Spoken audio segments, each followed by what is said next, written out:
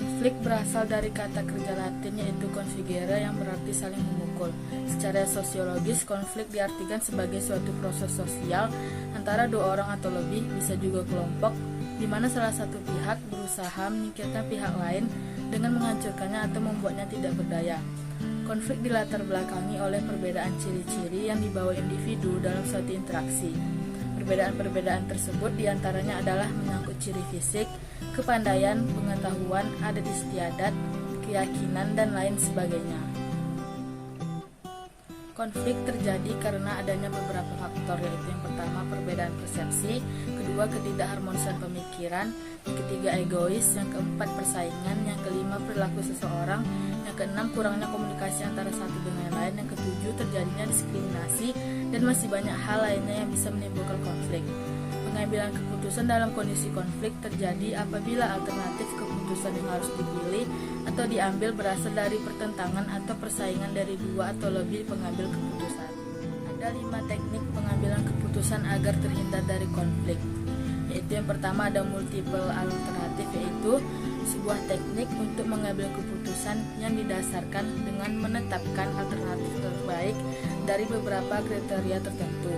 Umumnya terdapat ukuran-ukuran atau standar untuk pengambilan keputusan yang digunakan dalam organisasi. Multiple alternatif ini perlu dilakukan dengan memikirkan dan mempertimbangkan beberapa gagasan sekaligus untuk membandingkan antara gagasan yang satu dengan yang lainnya.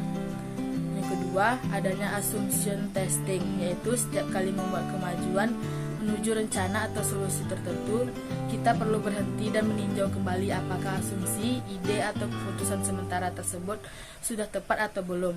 Kita perlu melakukan asumsi testing ini atau pengajuan asumsi ini saat mengambil keputusan. Kamu bisa menguji asumsi beberapa kali dengan diskusi kelompok. Yang ketiga ada well-defined kriteria, yaitu dalam proses diskusi kita perlu memiliki kriteria tertentu yang sudah ditetapkan dengan baik sebelum membuat keputusan. Kita bisa memperjelas standar kriteria pengambilan keputusan untuk menghindari perdebatan dan perselisihan. Sebelum masuk ke dalam sebuah organisasi, sebaiknya kita mengetahui dan memperjelas standar pengambilan keputusan agar kita tidak beresiko tergelincir ke perselisihan.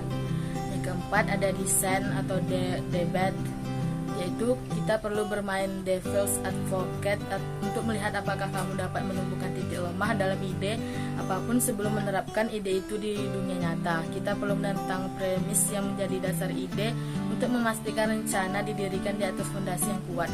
Pastikan pula keputusan yang diambil adil bagi banyak pihak. Yang kelima ada ensure perception of fairness, yaitu kita perlu memastikan persepsi keadilan dalam proses pengambilan keputusan.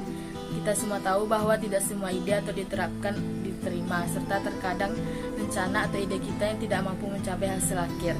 Pastikan kita menolak ide individu lain dengan ide atau pendapat yang lebih dapat dipertimbangkan dengan organisasi.